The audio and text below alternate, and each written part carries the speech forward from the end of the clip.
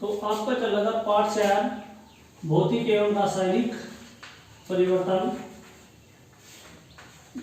इसमें हम पढ़ चुके भौतिक परिवर्तन क्या होता है और रासायनिक परिवर्तन क्या होता है।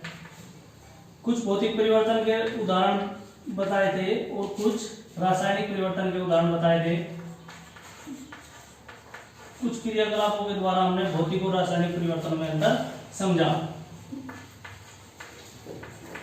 थोड़ा सा बचा हुआ है इसमें, आज पूरा कर लेंगे इस पार्ट को। पार्ट 4 भौतिक एवं रासायनिक परिवर्तन।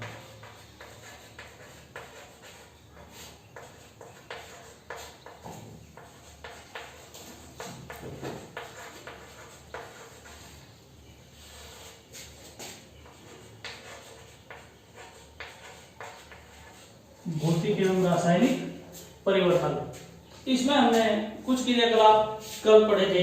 आज क्रियाकलाप 8।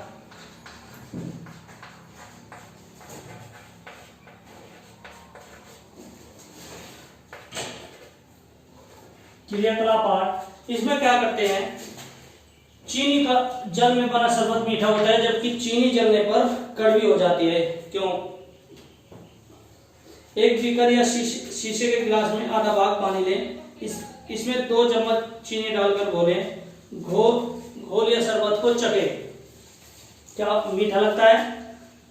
इसी प्रकार 1 चम्मच में चीनी लेकर उसे स्पिरिट लैंप पर थोड़ी देर तक गर्म करें।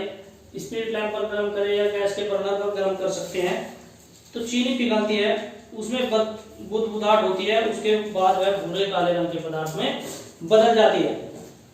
चीनी के शरबत के वाष्पन से हम पुनः चीनी प्राप्त कर सकते हैं, किंतु चीनी को जलाने से प्राप्त पदार्थ कैरामल को ठंडा करने पर पुनः चीनी नहीं बन सकती। आप चीनी बिना पानी के चीनी को गर्म करिए, उससे जो पदार्थ प्राप्त होता है उसे कैरामल कहते हैं। यानी चीनी को वायु की उपस्थिति में गर्म करने पर जो पदार्थ प्राप्त होता है वो कैरामल बोलते हैं उसको। कैरामल प्राप्त होता है। इस कैरामल से पुनः चीनी प्राप्त नहीं की जा सकती, इसलिए चीनी का गर्म करना रासायनिक परिवर्तन है और चीनी को पानी में घोलना एक भौतिक परिवर्तन है। चीनी का पानी में घुलना, चीनी का पानी में घुलना भौतिक परिवर्तन है।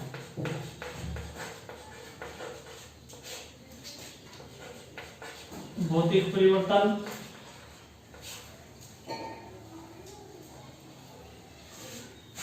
और चीनी को गर्म करना, चीनी को गर्म करना एक रासायनिक परिवर्तन है।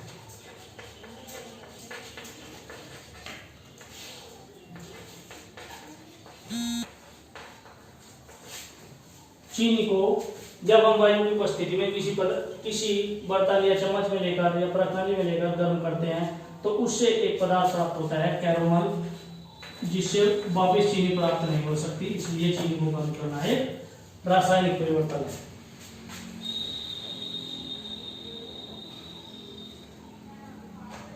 कैरामल जो होता है ये स्वाद में कड़वा होता है जबकि चीनी मीठी स्वाद में कड़वा होता है।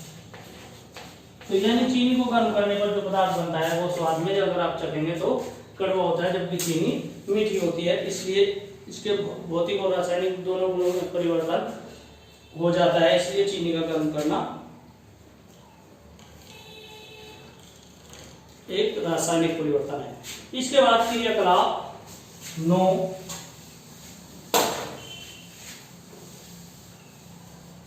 क्रियाकलाप 9 क्या है?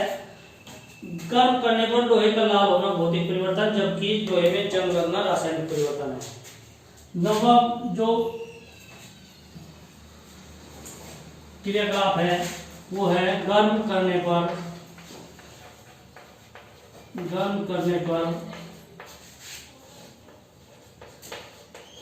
लोहे का लाल होना भौतिक परिवर्तन,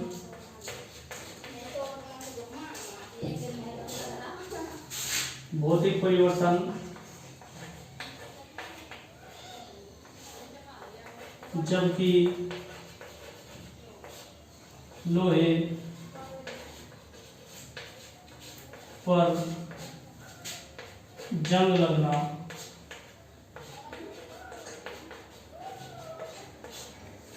रासायनिक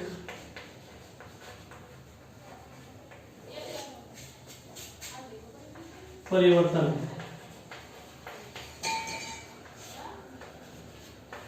लोहे को जब हम गर्म करते हैं वो लाल हो जाता है, लेकिन जैसे ही ठंडा होगा फिर अपनी पूर्व स्थिति में आ जाता है। इसलिए लोहे को गर्म करने पर लाल होना जो है तो एक भौतिक परिवर्तन है, क्योंकि उसके भौतिक गुण में कोई भौतिक या रासायनिक गुण में कोई अंतर नहीं आता। लोहे को गर्म करिए आप, थोड़ी देर बाद वो लाल हो जाता है, वापिस ठंडा कर दीजिए, उसी स्थिति में पुनः प्राप्त हो जाता है। इसलिए लोहे का गर्म करना या लाल होना एक भौतिक परिवर्तन है। लेकिन अगर आप लोहा नमी वाले स्थान में पड़ा है, पानी में पड़ा है काफी दिनों तक, तो उस पर जंग लग जाती है। जंग जितनी परत उसकी जंग में लगेगी उसको हटा दीजिए, तो उससे वापिस लोहा प्राप्त नहीं किया जा सकता उस जंग से। इसलिए लोहे पर जंग लगने की जो क्रिया है वो एक रासायनिक परिवर्तन है।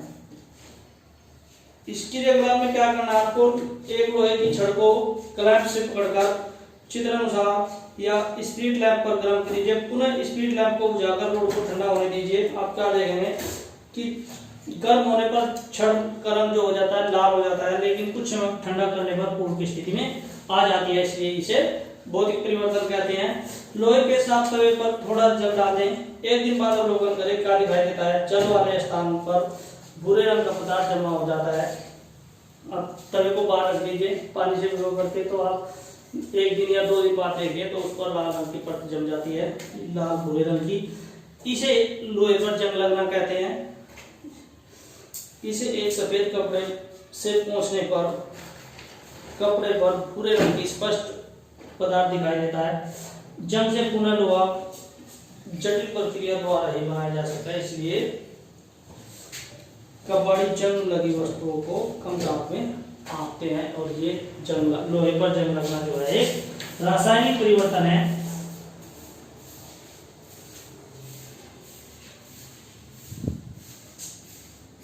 इसके बाद भौतिक एवं रासायनिक परिवर्तन में अंतर।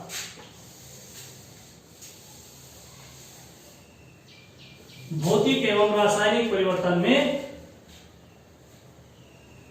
अंतर कर लीजिए।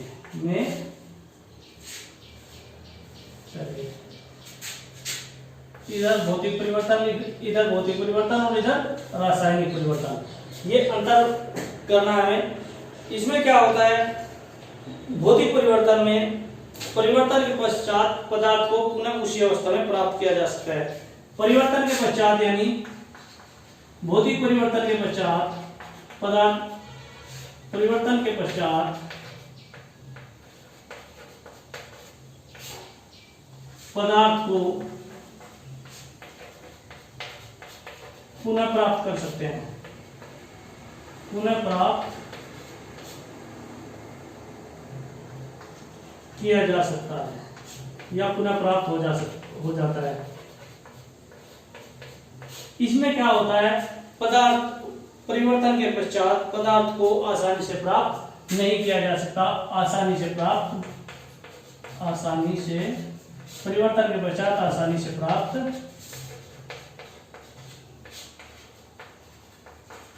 नहीं किया जा सकता।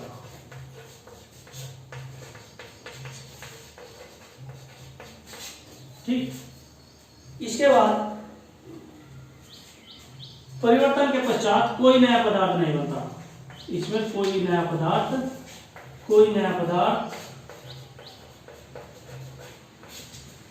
नहीं बनता। भौतिक परिवर्तन में परिवर्तन के पश्चात कोई नया पदार्थ नहीं बनता, लेकिन रासायनिक परिवर्तन में कोई न कोई नया पदार्थ कोई न कोई नया पदार्थ अवश्य बनता है।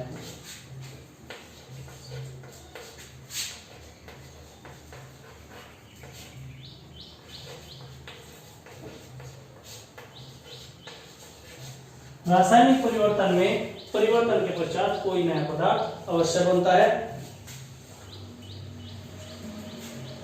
ये जो परिवर्तन होता है भौतिक परिवर्तन अस्थायी होता है, अस्थायी होता है। रासायनिक परिवर्तन स्थायी होता है।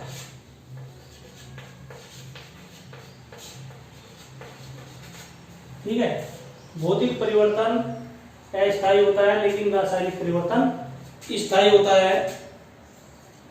परिवर्तन के पश्चात पदार्थ के भौतिक गुणों जैसे अवस्था, रंग आदि में कोई परिवर्तन नहीं होता, किंतु रासायनिक परिवर्तन में पदार्थ के भौतिक और रासायनिक गुण बदल जाते हैं। भौतिक परिवर्तन जो होता है वो उत्क्रमणीय होता है। भौतिक परिवर्तन जो होता है वो उत्क्रमणीय होता है, उत्क्रमणीय होता है, और रासायनिक परिवर्तन अनुत्क्रमणीय होता है।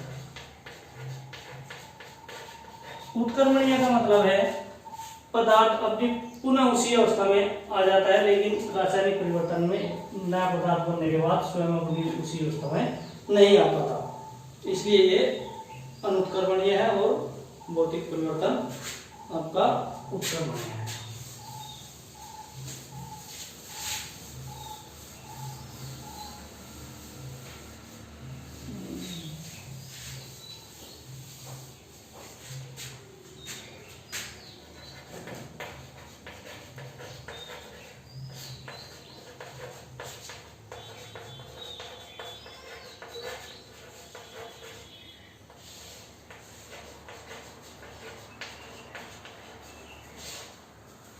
भौतिक एवं रासायनिक। इसके बाद क्रिस्टलीकरण। आपने कक्षा 6 में समुद्र के जल से वाष्पित होकर नमक बनाने की क्रिया को जाना है, यानी यह पढ़ा है। आप पढ़ा था कक्षा 6 में किस प्रकार से समुद्र के जल से हम नमक प्राप्त करते हैं। तो गुड़ बनाने की प्रक्रिया पके हुए गन्ने के रस से गाढ़े द्रव को लंबे समय तक रखने के उपरांत उसमें चीनी के क्रिस्टलों को पृथक करते देखा होगा। किसी पदार्थ के शुद्ध तथा बड़े एमाप के क्रिस्टल उसके विलय में से प्राप्त किए जा सकते हैं, यही क्रिस्टलीकरण कहलाता है। क्रिस्टलीकरण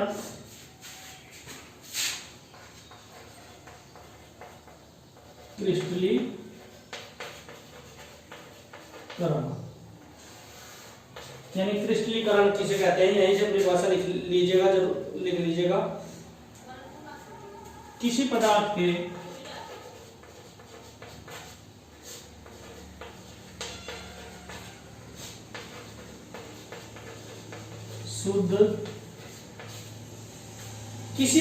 के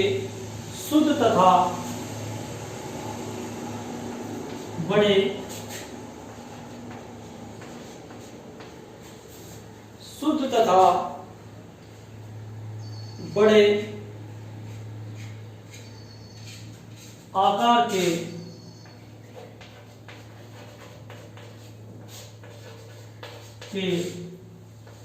क्रिस्टल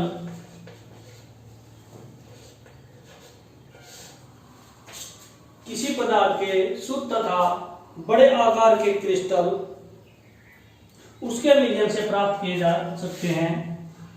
उसके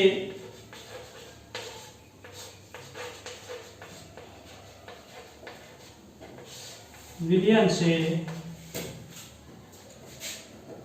प्राप्त किए जा सकते हैं।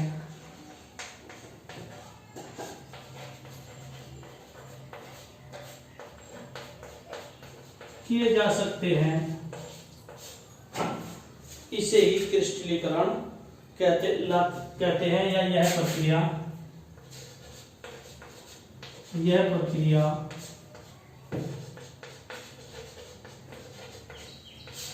क्रिस्टलीकरण कहलाती है।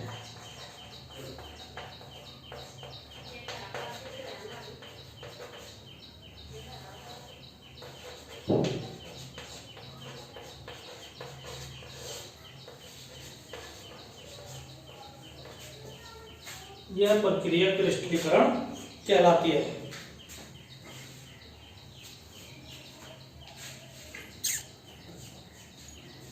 चलिए ये क्रिस्टलीकरण की परिभाषा लिख लीजिएगा, बाकी सारे मैं ग्रुप पे डाल दूंगा। पाठ ये आपका पूरा हो गया, ठीक है। कल हम पाठ 5 शुरू करेंगे।